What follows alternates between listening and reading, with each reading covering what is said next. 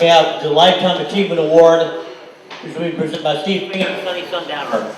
Thank you. I'm Sunny Sundowner, and I want to say thank you to Tom Swan and Veterans for Peace.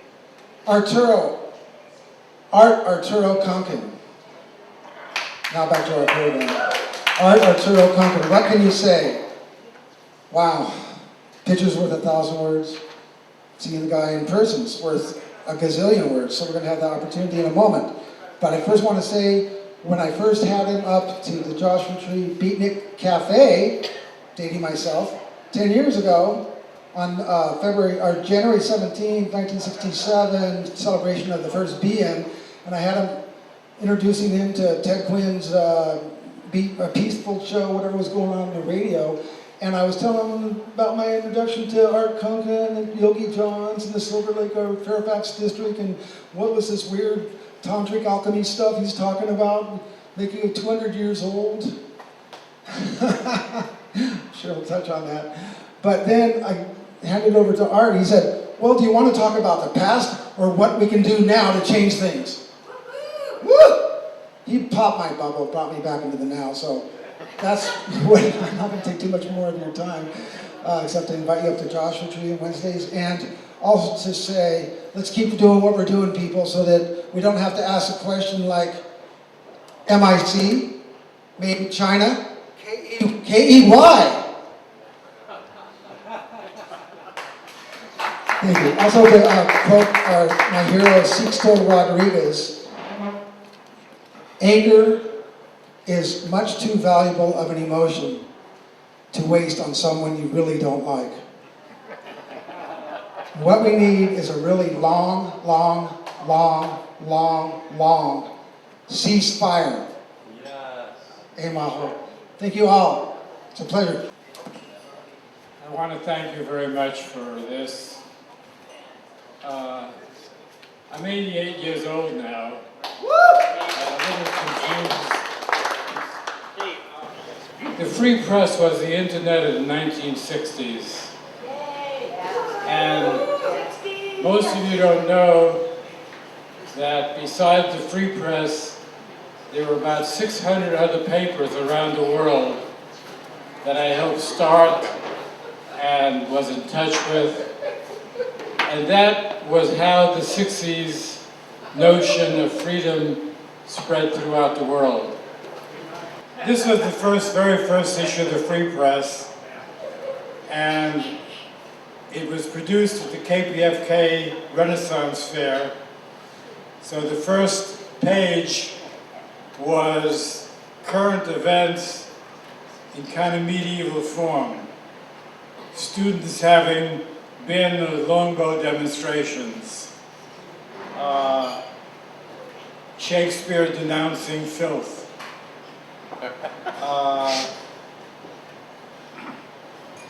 And then inside was a statement to KPFK Pacifica and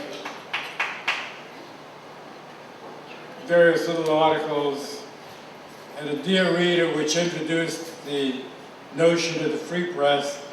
And this continued for 10 years afterwards, every week for 10 years, until I published the names and addresses of all the narcotics agents. That takes huevos. And got sued by the state of California for $25 million. And I won the lawsuit at the Supreme Court level, but when broke in the process. One of the things about the Free Press that was a major feature, it came out of the John F. Kennedy assassination. And the theme of the Free Press, in large regard, was assassination to replace voting. That was this headline. And during the course of it, this is a section of the LA Times about me. And one of the biggest stories that I came across was about Nixon possibly canceling the 1960s elections. 72. The 72 elections. And this is still on the horizon as far as I'm concerned. That we're having a wonderful time here, but this is still a country which has been ruled by assassinations and in which the democratic process is very fragile. And that's basically what I wanted to say. In this picture of me, I'm wearing a t-shirt that says all. And that's an organization I started called the Association for Longer Life. And one of the things I've been involved in, particularly recently, is the fact that aging, which we're all experiencing here, and I see a lot of gray beards and so forth, that is coming to an end. The science of aging is being discovered, and it's known exactly why aging is taking place. At the ends of every chromosome, there's a little cap called a telomere. And this cap gets smaller and smaller and smaller as the chromosomes regenerate and separate and duplicate, until finally the chromosome dies and we die. But there's an enzyme that the body produces that allows this chromosome to last for a very long time, and it slows down the deterioration of the chromosome ends. And this enzyme is called telomerase. And this is going to be available, and it's going to make everyone immortal.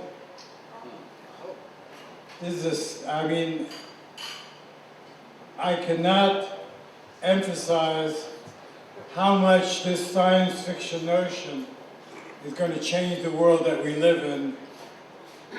And I just want to say that this is what I'm working on, and I hope that some of you will come to see me and talk to me and be on my email list about this, because this is the biggest story of the time, that the next generation is not going to age. So, Can I just remind people that you write for the Desert Valley Star periodically. You can read about this in Art Kunkin's column in the Desert Valley Star. Art, I was wondering if just for a moment you might speak about your activism in the U.S. Army, and why did you get an honorable discharge? Or not. well, Sonny wants me to talk about the fact that I am a veteran. I went into the Army very reluctantly. I was drafted. 2 days after I was in the Army, they gave me my 201 file to take to a dental office. That's the brown envelope with all your records. And I looked inside of this file, and there were 2 red stickers indicating documents that had been removed. And what had been removed was my loyalty oath, because I had been a member of the Socialist Party, never was a Stalinist, never was a supporter of Russia, but I was active in the socialist movement. And the other red flag was connected to a piece of paper that was a letter from the commanding general at the Presidio in San Francisco, and the letter said, "Private Arthur Kunkin is not to be removed from Fort Ord without my specific permission." I'm in the Army 2 days. So I went through basic training, and I acquitted myself as a soldier should. I learned how to shoot. I'm not a pacifist. I like the idea of the military in that respect. When I got out of the basic training, they put me in a replacement depot for 4 months while they were deciding what to do with me. And of course I knew that there was this letter from the commanding general at the Presidio saying I shouldn't be moved. And then finally they found I could type, and they put me into as a company clerk in a training company. And the first week that I was there, my master sergeant got sick, and I took over the operation of the company. That is the office operation. And that's what I did for the remaining time I was in the Army. I had people coming in doing my typing and so forth, but I spent my time helping people get out of the Army. I became an expert in Army regulations and helped people write letters and so forth. Finally, I got a letter of derogatory allegations at the camp post office. It didn't come through the normal channel. It came to me directly from Washington, 3 derogatory allegations, and it was all on one page, one long run-on sentence.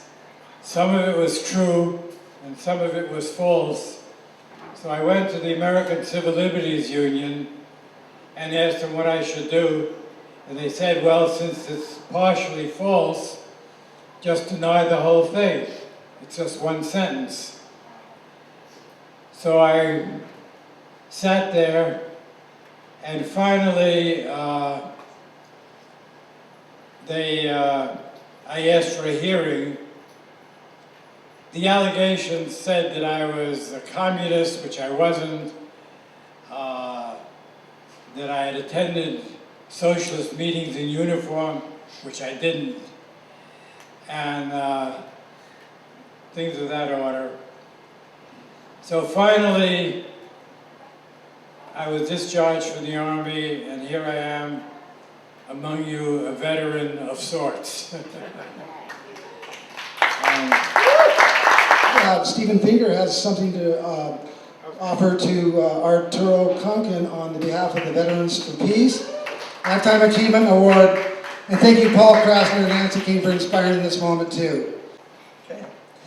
The first award is from the California State Assembly, a certificate of recognition presented to Art Kunkin, founder and past publisher, Los Angeles Free Press, in honor of lifetime achievement.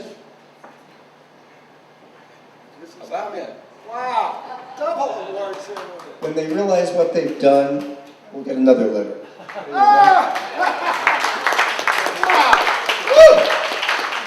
And then from the Veterans for Peace, a Lifetime Achievement Award for outstanding service to Art Kunkin, founder and past publisher, Los Angeles Free Press. We honor your leadership and lifetime devoted service to our country. Also your tireless efforts to advance equality, peace, and social justice. Wow, and also let's hear it for Stephen Finger, who's the successee of the current Los Angeles Free Press. Art Kunkin, thank you. Sonny, without your magic touch, it still works. I'm a little overwhelmed by all of this. And I want to thank all of you for being here, and I hope to get to know you better.